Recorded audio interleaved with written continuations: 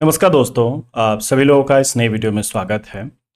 तो गाइस, आज की इस वीडियो में हम बात करने वाले हैं आपके क्वांटम मैकेनिक्स के इम्पॉर्टेंट फॉर्मूलाज के बारे में। ठीक है, आज हमारा लेक्चर नंबर 2 है। इससे पहले भी हमने जो एक लेक्चर किया था गाइस, उसमें आपका जो श्रोडिंगर वेव इक्वेशन होता है और उसके कुछ एप्लीकेशंस के बारे में बात किया था। ठीक है, उसमें जो आपका एप्लीकेशन था वही आपका वन डायमेंशनल पोटेंशियल वेल या फिर हम बोल सकते हैं इनफाइनाइट पोटेंशियल फेल। तो उसके जितने भी फॉर्मूलाज थे, जो भी आपके कॉन्सेप्ट थे, शॉर्टकट में हमने सब कुछ वहां पे डिस्कस कर लिया था। ठीक है, आज के लेक्चर में गाइस हम श्रोडिंगर वेव इक्वेशन का ही एप्लीकेशन करेंगे, लेकिन ये आपका टू डायमेंशनल पोटेंशियल वेल और जो आपका थ्री डायमेंशनल पोटेंशियल वेल या फिर आपका जो क्यूबिकल पोटेंशियल वेल या फिर क्यूबिकल बॉक्स हो सकता है या फिर रेक्टेंगुलर बॉक्स हो सकता है, इस तरीके की जो चीज़ें हैं उसके बारे में बात करेंगे। ठीक है, जो भी इनसे रिलेटेड आपके फॉर्मूलाज हैं, जो भी वहां पे हम शॉर्टकट जो आपके कॉन्सेप्ट यूज करते हैं, सब कुछ बढ़िया से हम डिस्कस करेंगे। ठीक है, तो ये जो आपकी वीडियोस होंगी गाइस, आपके सभी एग्जाम के लिए यूजफुल हैं। जैसे कि आपका CSI NET physical science, GATE physical science, JEST physics, IIT physics, CUET PG physics, आपका सेट फिजिकल साइंस आपके पास हो गया। ठीक है, और भी जो इस लेवल के एग्जाम्स हैं जहां पे क्वांटम मैकेनिक्स है, श्रोडिंगर वेव इक्वेशन है आपका सिलेबस में, तो आपको इससे रिलेटेड चीजें पूछी जाती हैं। ठीक है, तो हर एक एग्जाम के लिए ये जो आपकी वीडियो है आपके लिए काफी यूजफुल है, आपको क्वेश्चन सॉल्व करने में मदद करेगी। ठीक है, चलिए वीडियो को स्टार्ट करते हैं। वीडियो में आगे बढ़ने से पहले चैनल को आप सब्सक्राइब जरूर कर दीजिएगा, जिससे कि जो भी आपकी फ्यूचर की वीडियोस हो हम अगर अपलोड करते हैं तो आपके पास नोटिफिकेशन तुरंत पहुंच जाए। ठीक है, वीडियो को भी लाइक कर दीजिएगा, जिससे कि काफी बढ़िया लगेगा हमें। ठीक है, चलिए स्टार्ट करते हैं। तो सबसे पहले देखते हैं गाइस आपका स्क्वायर वेल पोटेंशियल के बारे में। ठीक है, यहाँ पे जो आपका पोटेंशियल एनर्जी होगा गाइस, अगर हम inside the square well potential होते हैं, जो आपका टू डायमेंशनल पोटेंशियल वेल होगा, उसके अंदर अगर पार्टिकल है तो उसकी जो पोटेंशियल एनर्जी होगी गाइस वो आपकी जीरो होगी। ठीक है, यहाँ पे आप लिमिट क्या ले सकते हैं, जैसे कि आपका जो एक्स डायमेंशन होगा और आपका जो वाई डायमेंशन होगा। अब ये दो हम इसलिए ले रहे हैं गाइस क्योंकि आपके पास ये टू डायमेंशनल है या फिर स्क्वायर वेल पोटेंशियल है, तो ये टू डायमेंशन में ही आता है। तो इसी कारण हम यहाँ पे दो डायमेंशन लेके चल रहे हैं। तो आपके पास जो x की वैल्यू है, मान लीजिए आप यहाँ पे डायमेंशन देख सकते हैं 0 से a के बीच में, तो आपका जो x की वैल्यू है 0 से ग्रेटर है और आपके a से छोटा है, इसकी वैल्यू हम यहाँ पे ऐसा लेके चल रहे हैं। सेम आपका y के लिए भी चल रहा है गैस यहाँ पे, है ना। तो इसमें जो भी आपका पोटेंशियल एनर्जी है इनसाइड द बॉक्स या फिर inside the two dimensional potential well, आपका जो पोटेंशियल एनर्जी है हम 0 लेके चल रहे हैं। और उसके बाहर अगर हम जाते हैं गाइस तो उसकी जो वैल्यू होगी गाइस इनफाइनाइट हो जाती है। तो इसके अलावा अगर आप कोई भी वैल्यू लेते हैं, कोई भी लिमिट अगर आप लेके चलते हैं बॉक्स की, वो आपका पोटेंशियल एनर्जी इनफाइनाइट रिप्रेजेंट कर रहा होगा। ठीक है, तो इसी को ध्यान रखना है। अब जैसे कि आप एक चीज देख सकते हैं गाइस, मान लीजिए मैंने यहाँ पे स्क्वायर वेल पोटेंशियल बोल दिया है, तो जो आपकी डायमेंशन है मैंने यहाँ पे क्या कर दिया है, जो बॉक्स लेंथ है दोनों डायमेंशन में, वो हमने यहाँ पे ए कर दिया है। अगर मैं बस यहाँ पे स्क्वायर वेल पोटेंशियल ना बोलता और टू डायमेंशनल बोल देता तो आप उसको कुछ ऐसा कर सकते थे। मान लीजिए ये आपका एक्स वाला हो गया, फिर ये आप ऐसा कर सकते हैं गाइस। ठीक है ना, ये आपका टू डायमेंशन के लिए सही होगा। अब हम स्क्वायर वेल ले रहे हैं तो ऑब्वियस सी बात है हमारे जो दोनों साइड्स होती हैं वो आपकी बराबर हो जाती है, तो इस कारण से हम यहाँ पे ए को यूज कर रहे हैं, आपकी जो साइड्स की लेंथ है। ठीक है, तो ये आप यहाँ पे यूज करते रहेंगे। उसके बाद हम यहाँ पे अपना जो श्रोडिंगर वेव इक्वेशन होता है गाइस आपका H psi is equal to E psi, हमने जो आपको रिलेशंस बताए थे पहली क्लास में, उसी को हम आगे बढ़ा रहे हैं यहाँ पे।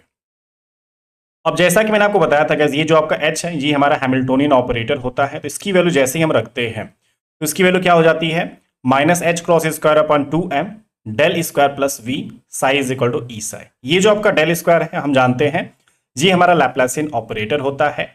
यहाँ पे minus H cross square upon 2m, तो ये जो एच क्रॉस होता है ये आपका रिड्यूस्ड प्लैंक कांस्टेंट होता है, हम पिछली क्लास में बात कर चुके हैं इससे रिलेटेड। तो इसको थोड़ा सा एक बार अगर आप बढ़िया से क्लियर करना चाहते हैं तो पहली क्लास आप जरूर देख लीजिएगा, आपको काफी सारा यहाँ के लिए रेफरेंस मिल जाएगा गाइस। ठीक है, यहाँ पे जो आपका v है, अब हम जैसे ही अप्लाई करेंगे, जैसे ही स्क्वायर वेल पोटेंशियल में आते हैं तो अपना जो पोटेंशियल एनर्जी है हम इसको अप्लाई करेंगे गाइस, क्योंकि आपका जो स्क्वायर वेल के अंदर जो पोटेंशियल है, ठीक है ना, आपका पार्टिकल अगर उसके अंदर है तो ऑब्वियस सी बात है पोटेंशियल हमारा एनर्जी जीरो हो जाएगा। कुछ ये रिलेशन हमारे पास मिल जाता है गाइस। ठीक है, ये अब कैसे हुआ है तो मैंने आपको बता रखा है, हम यहाँ पे जो अपना डेल स्क्वायर है इसकी वैल्यू को पुट कर रहे हैं गाइस, है ना। पहले जब हम H psi is equal to E psi रखते हैं तो आपके पास ये जो रिलेशन होगा minus H cross square upon 2m del square, और ये जो आपका v है हमने उसको जीरो कर दिया गया, तो आपका जो रिलेशन होगा कुछ इतना हो जाएगा। फिर अगर हम 2 डायमेंशन में है तो जो आपका लैप्लासियन ऑपरेटर है इसको हम उसी हिसाब से बस यूज करेंगे।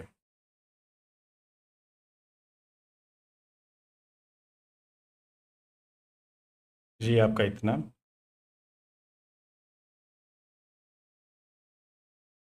ठीक है, क्लियर है। तो आप इसको इतना देख सकते हैं। आपसे ये जो इक्वेशन है ना गाइस, श्रोडिंगर वेव इक्वेशन, ये डायरेक्टली भी पूछा जा सकता है, ये कई बार एग्जाम में आ भी जाता है, तो इसको आप ध्यान रखिएगा। कई बार ऐसे भी क्वेश्चंस आए गए हमारे एग्जाम्स में, जैसे कि हम जो H psi is equal to E psi use कर रहे हैं, ठीक है, यहां पे जो आपका हैमिल्टोनियन ऑपरेटर है और आपके पास जो साई की वैल्यू है, साई की हो सकता है वैल्यू भी आपको गिवन हो, ठीक है, तो साई की अगर वैल्यू गिवन होगी फिर आपके पास यहां से एनर्जी कैलकुलेट करने को पूछा जा सकता है, ठीक है।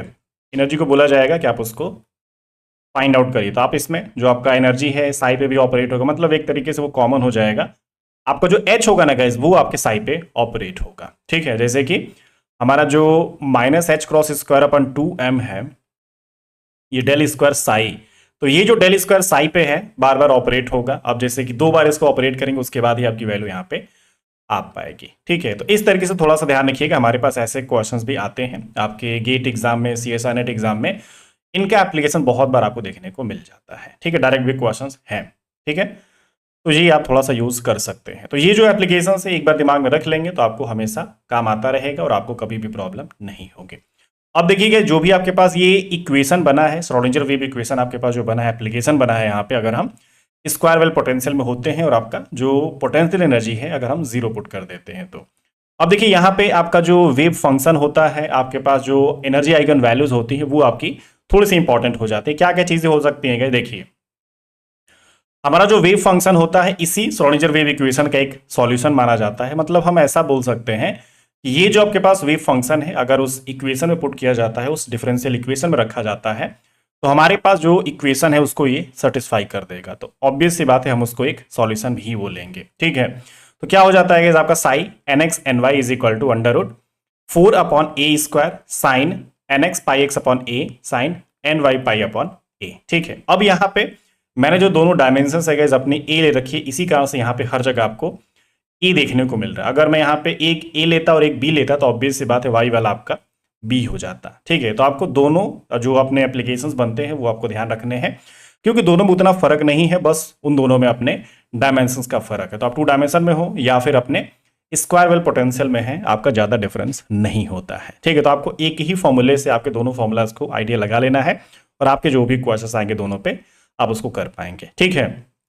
अब देखिए यहाँ पे ना जो आपका ये under root 4 upon a square है, बेसिकली ये जैसे कि हम 1 डायमेंशन में हुआ करते थे, तो मैंने आपको जो फॉर्मूला बताया था वेव फंक्शन का, जैसे ही हम 2 डायमेंशन में जाएंगे तो ऑब्वियस सी बात है आपका 2 डायमेंशन में जाएंगे तो दोनों डायमेंशन के लिए अलग अलग आपके जो वेव फंक्शन होते हैं उसी को कंबाइन यहाँ पे किया गया है, ठीक है। जैसे कि आप देखिए हमने आपको ये फॉर्मूला बताया था 1 डायमेंशन के लिए, आपने ये देखा था साइन एन पाई एक्स अपॉन ए। तो ये मान लीजिए आपका एक डायमेंशन के लिए है। अगर हम 2 डायमेंशन में जाते हैं तो ऑब्वियस सी बात है आपका जो दूसरा वाला होगा कुछ ऐसा हो जाएगा, साइन एन। तो याद रखिएगा जैसे कि हम 1 डायमेंशन के लिए बात कर रहे थे, अगर हम 2 डायमेंशन में जाते हैं तो आपका एक्स वाले के लिए भी एक होता है और वाई वाले के भी एक होता है, ठीक है। तो जब 2 डायमेंशन में जाते हैं दोनों के जो वेव फंक्शंस होते हैं आपस में मल्टीप्लाई हो जाते हैं, तो आपका जो एक्स वाला है तो उसको हम क्या लिख देते हैं आपका ये, और फिर ये एन वाई दोनों कंबाइन हो जाता है, उसके बाद इन दोनों को हम मल्टीप्लाई कर देते हैं, under root 2 by A sine ये N x pi x upon A into sine N Y pi Y upon ए, ठीक है। ये मैं बस आपको याद करने का तरीका बता रहा हूं जिससे अगर कभी आप भूल जाएं तो आपको ये यहां से याद आ सकता है, ठीक है। तो यही जोड़ के हमने क्या बनाया गया आपका, आप इसको चाहो तो 2 बाई ए भी लिख सकते हैं या फिर ये आपका जो रिलेशन है अपना वही 4 अपॉन ए स्क्वायर भी रख सकते हैं। तो आपको जो sign n x pi x upon ए और sign N Y pi Y upon ये बी, या फिर अगर चाहे तो हम ए रख सकते हैं गाइस, ठीक है। तो आपको याद आ गया ना, अगर आपको कभी भी शॉर्टकट में याद रखना होगा तो कुछ इस तरीके से हम याद रख सकते हैं। और यही सेम कॉन्सेप्ट ना गाइस, अगर आप 3 डायमेंशन में जाते हैं तो वहां पे भी काम करेगा।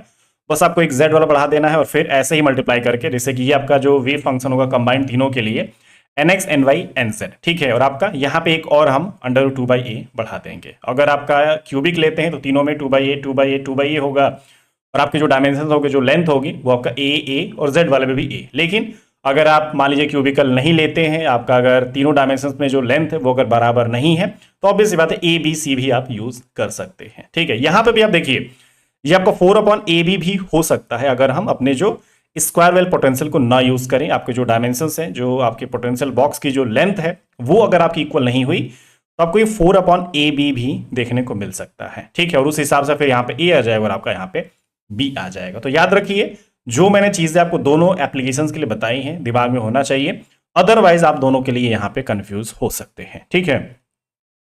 तो वही है, आपके बस डायमेंशंस का जो लेंथ है वो बस आपका अलग है और कुछ भी यहाँ पे अलग नहीं होने वाला है। तो ये आपका कुछ इतना यहाँ पे अपना वेव फंक्शन हो जाता है। और अगर हम यहाँ पे अपने एनर्जी आइगन वैल्यू की बात करें, या फिर जो आपका एनर्जी की वैल्यू होती है 2 डायमेंशन में या फिर स्क्वायर वेल पोटेंशियल में, कितना हो सकता है guess, Enx ny is equal to pi square h cross square upon 2m in bracket nx square upon a square plus ny square upon a square, ठीक है। अगर हम वही फिर से अपना a और b कर देते हैं तो यहाँ पे आपका ये b स्क्वायर आ जाएगा, या फिर अगर a स्क्वायर है तो ऑब्वियस सी बात है ये कुछ ऐसा हो जाएगा guys, pi square h cross square upon 2m a square nx square plus ny square, ठीक है। ये कुछ ऐसा आपके पास हो जाएगा। और यहाँ पे जो आपके nx है, ये जो अभी आपके प्रिंसिपल क्वांटम नंबर्स या फिर आपके हर एक एनर्जी स्टेट्स को स्पेसिफाई करने के लिए, उसको बढ़िया से एक्सप्लेन करने के लिए हम यहाँ पे अपने एनर्जी स्टेट्स को, प्रिंसिपल क्वांटम नंबर्स को यूज करते हैं, ठीक है। क्योंकि अगर आपके पास ये नहीं होता, मान लीजिए n या फिर nx ny nx ny nz अगर नहीं होता, तो आप स्टेट को नहीं बता पाएंगे कि कौन से स्टेट में हम बात कर रहे हैं, आपका ग्राउंड स्टेट है या फिर फर्स्ट एक्साइटेड स्टेट है। तो इसीलिए हम वहाँ पे स्टेट को डिफाइन करने के लिए अपने जो क्वांटम नंबर या फिर प्रिंसिपल क्वांटम नंबर या फिर एनर्जी स्टेट्स को हम यहाँ पे यूज कर सकते हैं, ठीक है। ये आपके अलग अलग एनर्जी लेवल्स को डिफाइन करने के लिए ही यूज किए जाते हैं गाइस, ठीक है। आपके पास ये जो nx ny की जो वैल्यूज हैं हर बार अलग अलग भी हो सकती है, जैसे कि आप देखेंगे 1 1 भी हो सकता है, या फिर 1 2 भी हो सकता है, 2 1 भी हो सकता है, 1 3 भी हो सकता है। तो ये आपके क्वेश्चन पे डिपेंड करता है कि आपका कौन सा लेवल वहां पे दिया जा रहा है, या फिर आपको कुछ अपने जो लेवल से याद भी रखने पड़ते हैं, ठीक है।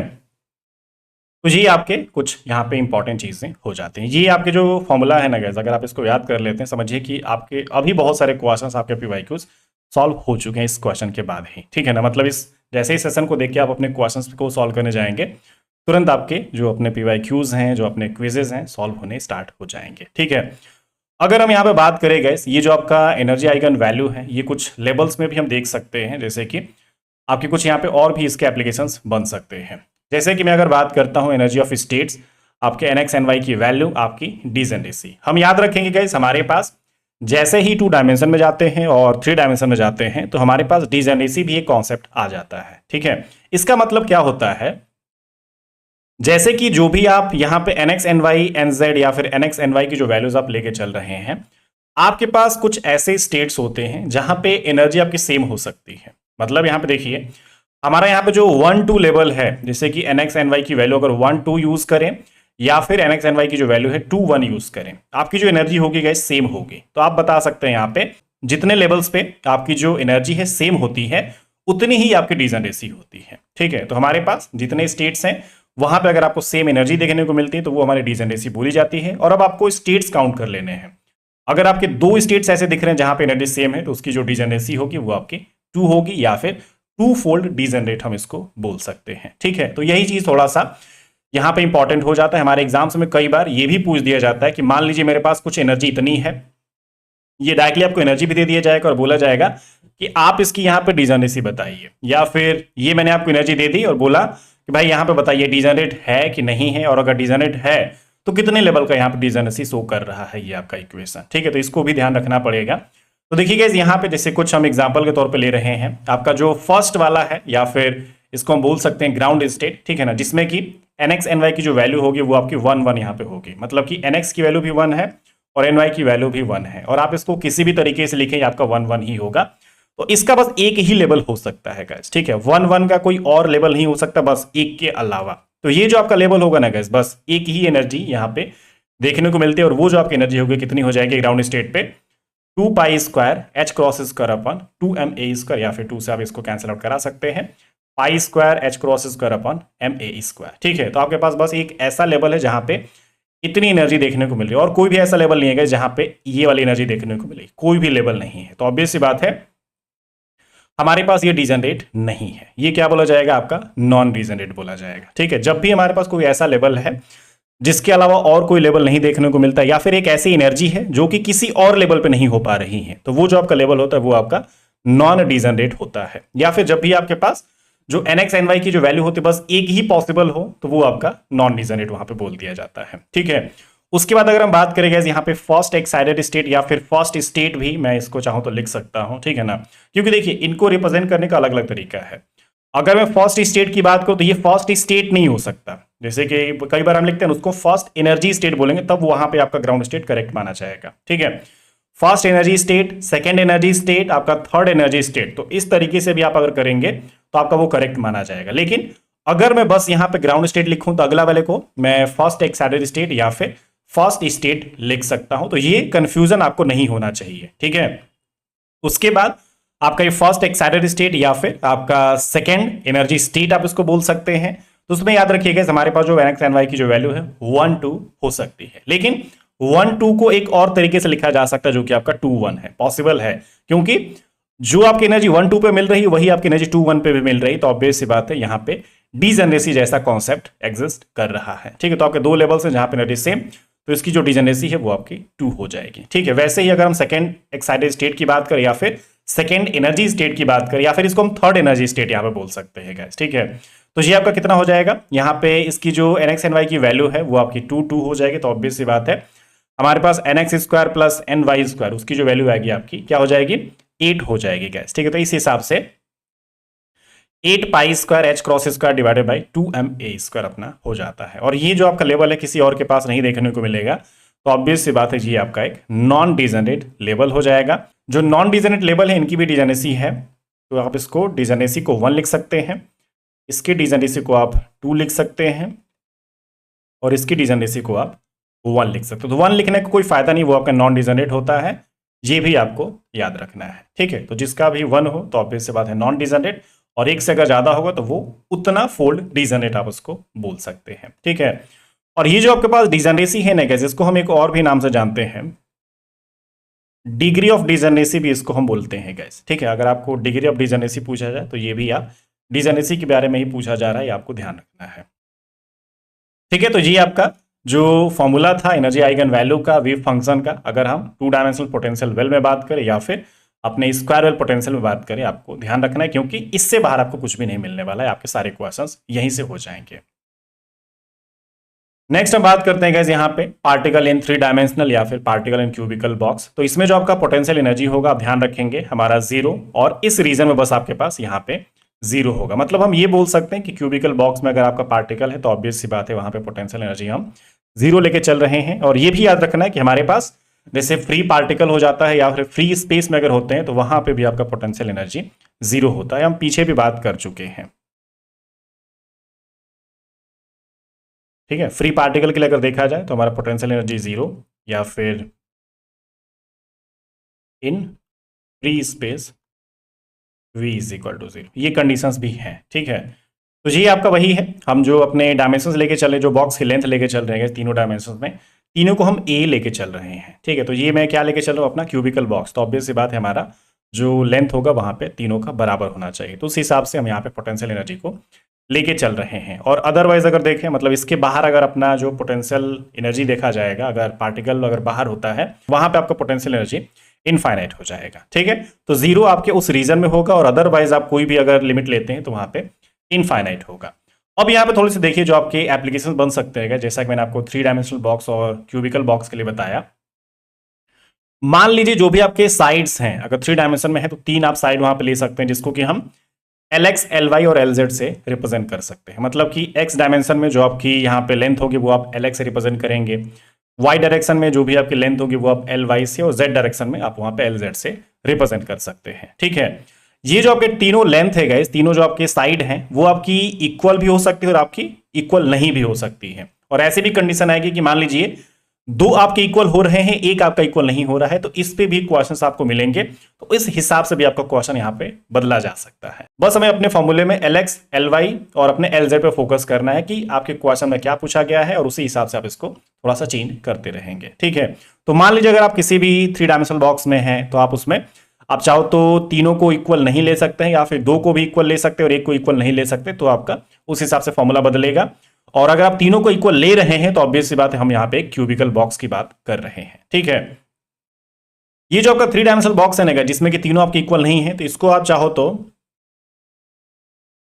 रेक्टेंगुलर बॉक्स भी आप उसको बोल सकते हो। ठीक है, रेक्टेंगुलर बॉक्स पे भी यहां पे चीजें बनाई जाती हैं। उसके बाद अगर हम बात कर रहे हैं, मान लीजिए हमने आपको बोला हम यहाँ पे क्यूबिक साइड के लिए बात कर रहे हैं, ठीक है ना, क्यूबिक बॉक्स के लिए बात करें जिसकी जो साइड है वो हम यहाँ पे ए लेके चल रहे हैं, तो जो आपका LX है, LY, LZ, ये तीनों की जो साइड्स हैं उसकी वैल्यू ए हम यहाँ पे यूज करेंगे। तो अब आपके पास जो रिलेशन है, मान लीजिए हम इस कंडीशन को फॉलो करते हुए और उसके बाद क्यूबिकल बॉक्स के लिए बात कर रहे हैं, साइड को ए यूज कर रहे हैं, तो उस हिसाब से जो हमारा श्रोडिंगर वेव इक्वेशन होगा गाइस, कितना बन जाएगा, H psi is equal to E psi, तो जो आपका minus H cross square upon 2m del square plus V, psi जो आपका था is equal to E psi, तो वी आपका 0 हो चुका है तो हमने उसको हटा दिया है गाइस। ठीक है, उसके बाद डेल स्क्वायर साई को हमने एक्सपेंड कर दिया है, तो minus H cross square upon 2m del square psi upon del x square plus del square psi upon del y square plus del square psi upon del z square. ठीक है, is equal to E psi अपने पास हो जाता है।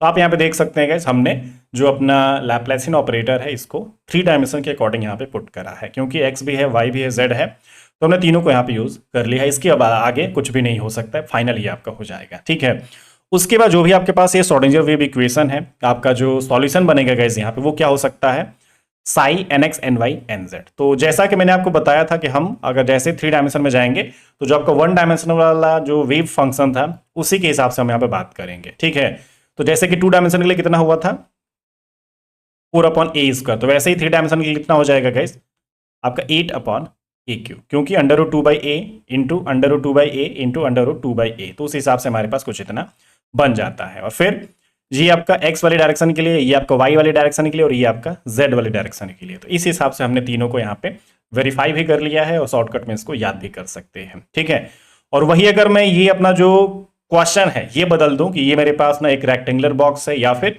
एक ऐसा box है जहां पे जो तीनों साइड से वो आपकी इक्वल नहीं है, तो आप इसको ए बी सी कर सकते हैं गाइस। ठीक है, और आपका यहाँ पे जो a³ है वो आपका कितना हो जाएगा, √8/abc हो जाएगा, तो यहाँ पे √8/abc से मल्टीप्लाई हो जाएगा और आपके पास ये वाला पूरा का पूरा जो साइन वाले पोर्शन है वो आपको देखने को मिलेंगे। ठीक है, तो कुछ इस तरीके से हमारे पास जो 3 डायमेंशनल है या फिर क्यूबिकल बॉक्स है उसके जो फॉर्मूलाज हैं जो आपके वेव फंक्शंस हैं काम करते हैं। ठीक है, तो कंफ्यूज नहीं होना है, आपके यहां से क्वेश्चंस भी बनते हैं, डायरेक्टली आ चुके हैं। अगर हम इसके एनर्जी आइगन वैल्यू की बात करेंगे तो आप देख सकते हैं 3 डायमेंशन के हिसाब से आपका क्यूबिकल बॉक्स के हिसाब से आपका यहाँ पे फॉर्मूला बन जाएगा। तो क्या हो जाएगा गाइस, E(nx, ny, nz), ठीक है, is equal to h cross square pi square upon 2ma² in bracket nx square plus ny square plus nz square. ठीक है, हमारे पास ये जो फॉर्मूला है 3 डायमेंशन के लिए भी वैलिड होगा, आपका क्यूबिकल बॉक्स के लिए वैलिड होगा या फिर रेक्टेंगुलर बॉक्स के लिए होंगे तो उसके लिए भी वैलिड होगा।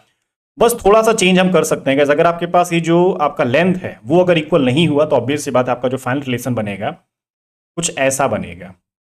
मान लीजिए 2m इन ब्रैकेट, ये आप LX स्क्वायर कर दीजिए, ये LY स्क्वायर कर दीजिए, ये कुछ ऐसा बनेगा। ठीक है, तो याद रखना है कि अगर आपके इक्वल होंगे तो आपका ये बनेगा, लेकिन इक्वल नहीं होंगे तो हमें अपना LX स्क्वायर, LY स्क्वायर और LZ स्क्वायर बस इतना ही करके छोड़ देना है। और हो सकता है कि आपके जो वैल्यूज होंगी वो आपके क्वेश्चन में गिवन होंगी, तो आप यहाँ पे डायरेक्टली पुट करके अपना क्वेश्चन सॉल्व कर सकते हैं। ठीक है, तो गाइज ये जो डिफरेंस है जो मैंने आपको हर तरीके के बताए हैं आपको पता होना चाहिए, अदरवाइज आप कंफ्यूज हो जाएंगे कि मैं किस वे में बात कर रहा हूँ। ठीक है, आपका जो क्वेश्चन आएगा आपको अगर यही पता नहीं चलेगा कि स्क्वायर वेल की बात हो रही है या फिर क्यूबिकल बॉक्स की बात हो रही है या फिर 2 डायमेंशन जो आपका है उसकी बात हो रही है या फिर रेक्टेंगुलर बॉक्स की बात हो रही है। ठीक है, तो इस वीडियो को थोड़ा सा स्टार्टिंग से लास्ट तक बढ़िया से एकदम देखिए, एक एक चीज को आप ध्यान से सुनिए और नोट्स को बनाते जाइए, ठीक है ना। अपनी लैंग्वेज में थोड़ा सा नोट्स को बनाइए और जो जो मैंने टर्म्स को यूज करा है, जो भी हम फिजिकल क्वांटिटीज, जो भी आपके सिंबल यहाँ पे यूज कर रहे हैं, उसके बारे में आपको बढ़िया से पता होना चाहिए, नहीं तो हम क्वेश्चंस को नहीं कर पाएंगे, फॉर्मूला बस दिमाग में रह जाएगा, ठीक है। बहुत बार ऐसा होता है कि हमारे पास फॉर्मूलाज हमको याद रह जाते हैं, लेकिन उसके बारे में अगर आइडिया नहीं होता है कि मतलब एल कौन सा है या फिर एल जो है वो क्या चीज होता है। अगर आपके पास एनएक्स है, एनएक्स का मतलब ही अगर हम नहीं जानते हैं तो क्वेश्चन को सॉल्व कैसे करेंगे। तो इस तरीके की गलतियां भी कई बार हो जाती हैं। तो फॉर्मूला याद करने के साथ ही साथ जो फॉर्मूला में चीज यूज हो रही है उसके बारे में थोड़ा सा हमें पता होना चाहिए, उसके मतलब के बारे में पता होना चाहिए, तभी हम क्वेश्चन सॉल्व कर पाएंगे, ठीक है। ये सब जो चीजें हैं थोड़ा सा दिमाग में रखिए, आपको हमेशा मदद मिलती रहेगी। उसके बाद देखिएगा यहाँ पे अगर हम 3 डायमेंशन में है तो ऑब्वियस सी बात है यहाँ पे भी जो डिजेनरेसी है उसका कॉन्सेप्ट अराइज हो जाएगा, ठीक है ना। क्योंकि अलग अलग जो स्टेट्स हैं, कई बार ये भी होगा कि मतलब जो एनर्जी होगी अलग अलग स्टेट्स पे आपके सेम होगी। तो सबसे पहले आपका ग्राउंड स्टेट है, ग्राउंड स्टेट में जो आपका एनएक्स एनवाई एनजेड की जो वैल्यू है आप देख सकते हैं, आपका 1 1 1 यहाँ पे हो जाएगा। तो उसी हिसाब से जो आपके ग्राउंड स्टेट की एनर्जी होगी या फिर जो वैल्यू होगी, ग्राउंड स्टेट बोल लीजिए या फिर फर्स्ट एनर्जी स्टेट बोल लीजिए, आपको कुछ इतना दिख जाएगा, ठीक है। और ये जो आपकी एनर्जी होगी ना गैस, और किसी भी स्टेट पे नहीं होगी, तो ऑब्वियस सी बात है इसकी जो डिजेनरेसी होगी वो आपकी 1 हो जाएगी, या फिर जो इसका स्टेट होगा नॉन डिजेनरेट स्टेट बोला जाएगा।